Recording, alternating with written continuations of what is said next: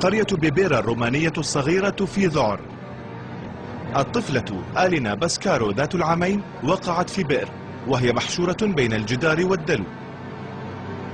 إنها محاصرة على عمق 5 أمتار، لكن البئر ما زال أعمق. طوال 6 ساعات جربوا كل شيء، لكن الطفلة خائفة جدا ولا تستطيع الإمساك بالحبل، والبئر أضيق من أن يتسع لرجل إنقاذ. طواقم محطات الأخبار يتوسلون الجماهير لتقديم الاقتراحات. الأم ترفض السماح لأحد بمواساتها، والأب بالكاد يستطيع التحرك. وفجأة تتقدم فتاة نحيفة اسمها خوانا فورنيكا وتتطوع للنزول في البئر. سيكون عليها حشر جسمها والنزول 5 أمتار في ظلام حالك ورأسها إلى الأسفل.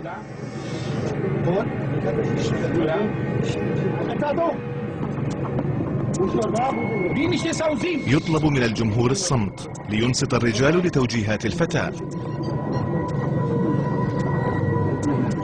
فجأة تصرخ طالبة أن يخرجوها،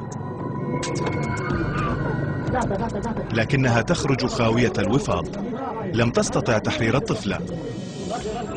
تقول إنها تجد صعوبة في التحرك،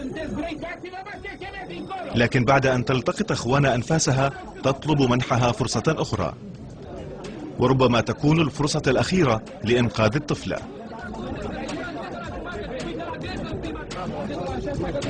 عندما تدخل البئر يحبس ملايين الناس في البلاد أنفاسهم.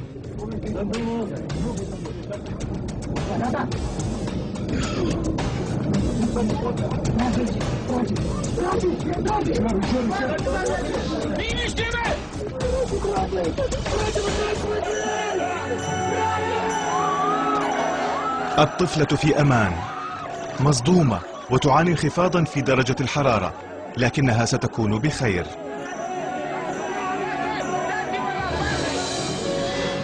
كافأ المحافظ خوانا بقطعة أرض وقدم لها مشاهدو التلفاز 5000 دولار، وأصبحت آلينا معشوقة البلد الذي رآها تسحب من حفرة الموت. كما رأينا عندما تكون